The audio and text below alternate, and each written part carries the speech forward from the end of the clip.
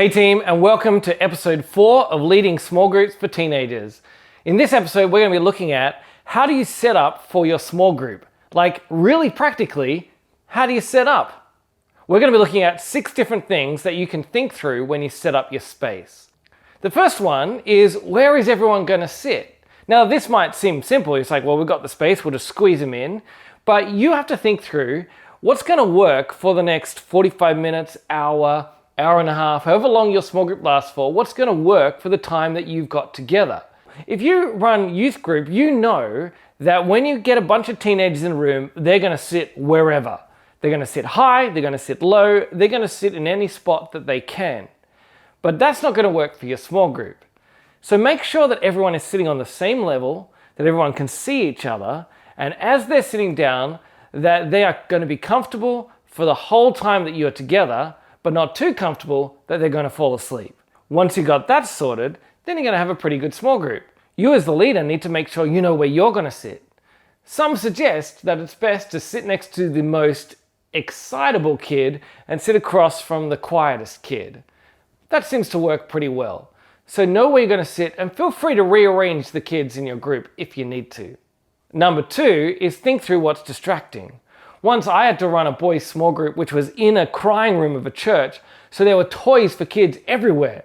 You can be sure that every single one of those 12 and 13-year-old boys picked up those kids' toys and were playing with them for the entire small group. So look around your space and think, what is there that's going to distract your group? Are there toys? Are there musical instruments? Are there books? Are there small animals? Are there things to look at out the window? See what the distractions will be. Do your best to remove as many of them as you can, and the ones that you still can't remove, you might want to make sure you acknowledge them. You might want to give people a chance to interact with them so they can get it out of their system, like look out the window for the next 15 seconds because after that we're focusing on small group, or play with the toys for the next 1 minute and then we're getting into small group. It's important to make sure that your distractions are not a distraction. Number 3 is think through your group's talking style. You might have a group that's really good at talking, or at least you've got 3 kids who are really good at talking and 2 kids who are really quiet, and the 3 kids who are talking are always talking over each other. For that, you might want a talking stick, a talking pillow, a talking Captain America. Whatever it is that you've got, you can use this to say whoever's holding on to Captain America is going to be the only person talking. And your job is to make sure you police it well. You can then pass Captain America from the talkative kid to the quiet kid and say, hey, quiet Jill, what do you think? And then quiet Jill will be like, and you'll say, great Jill, that's fantastic. You also might have a group that's really good at going on tangents. That's fine. Tangents are okay. Sometimes the tangents are going to be good and useful and you should follow them.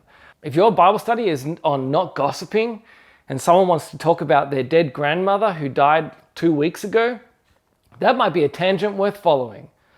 But if you get distracted by the latest memes, the latest YouTubers, what so-and-so did at school, then you might need to make sure you've got a system in place for dealing with your tangents. Some groups have a tangent bell. Bing! Some groups write down their tangents. Some groups exclude kids who go on tangents from the group forever. Don't do that one.